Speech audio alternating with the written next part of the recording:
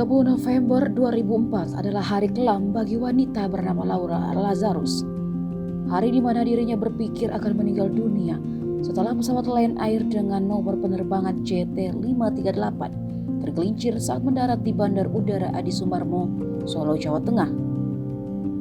Dalam insiden tersebut menelan 26 nyawa, 55 orang luka berat dan 63 orang luka ringan.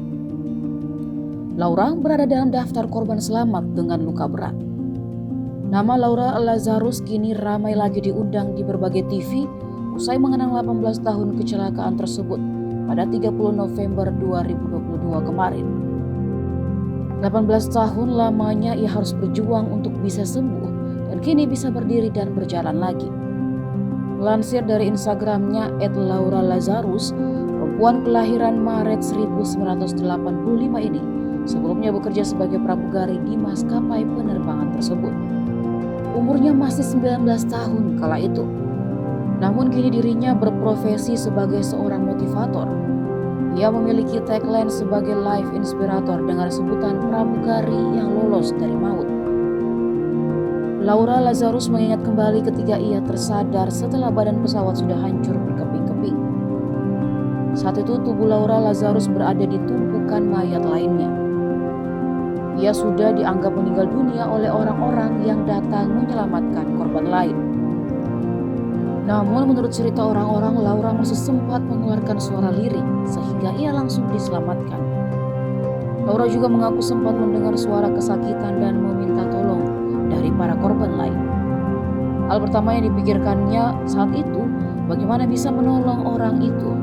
Tapi yang dirasakannya hanyalah mati rasa. Tubuhnya tidak memungkinkan lagi untuk berdiri. Bahkan dia berpikir bahwa hidupnya akan berujung pada kematian saat itu.